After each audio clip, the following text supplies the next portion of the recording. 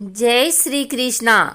आइए सुनते हैं सिंहासनवती सी की 15वीं पुतली सुंदरवती की कहानी। 15वीं पुतली की कथा इस प्रकार है।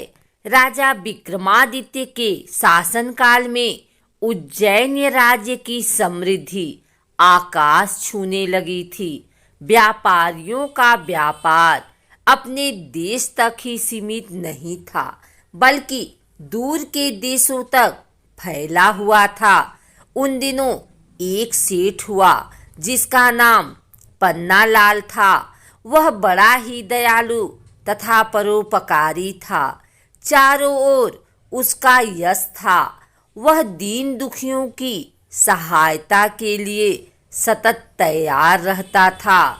उसका पुत्र था हीरालाल, जो पिता की तरह ही नेक और अच्छे गुणों वाला था।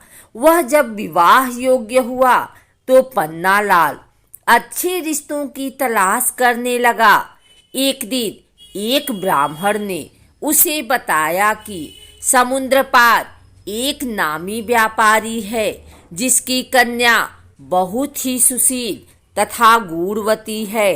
पन्नालाल ने फौरन उसे आने जाने का खर्च देकर कन्या पक्ष वालों के यहाँ रिश्ता पक्का करने के लिए भेजा।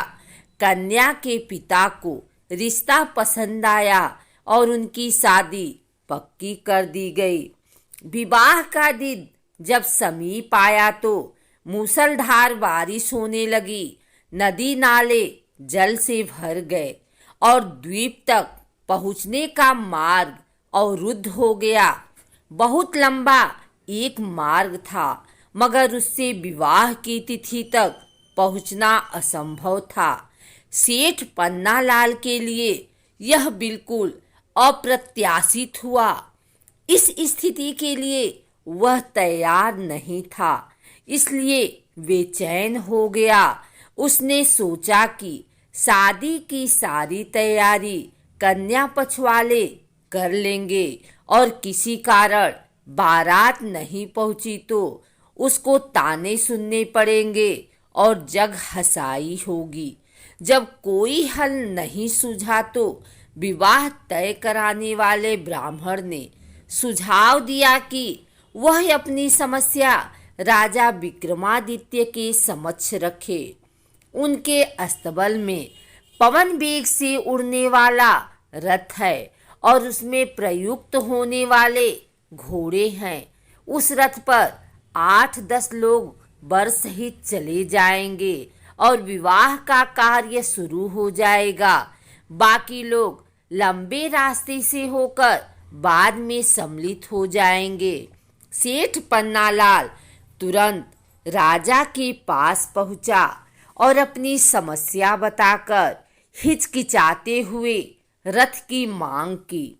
विक्रम ने मुस्कुराकर कहा कि राजा की हर चीज प्रजा के हित की रक्षा के लिए होती है और उन्होंने अस्तबल के प्रबंधक को बुलाकर तत्काल उसे घोड़े सहित वह रथ दिलवा दिया। प्रसन्नता के मारे पन्नालाल को नहीं सूझा कि राजा विक्रम को कैसे धन्यवाद दें।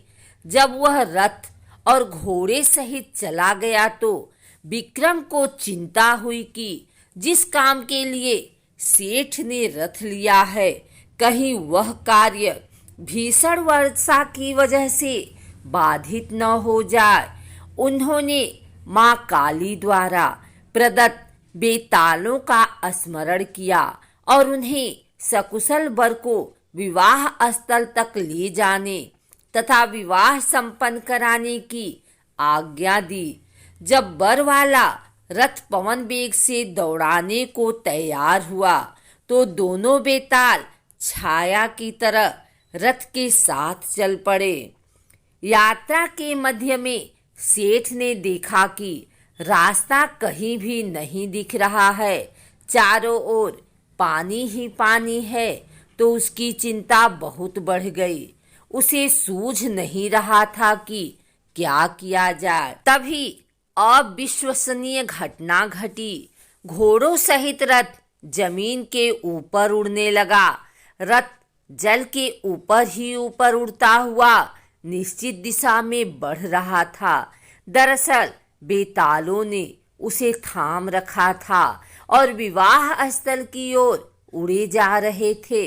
निश्चित मुहूर्त में सेठ के पुत्र का विवाह संपन्न हो गया। कन्या को साथ लेकर जब सेठ पन्नालाल उज्जैन लौटा तो घर के बदले सीधा राज दरबार गया। राजा विक्रमादित्य ने वरवधू को आशीर्वाद दिया। सेठ पन्नालाल घोड़े और रथ की प्रशंसा में ही खोया रहा।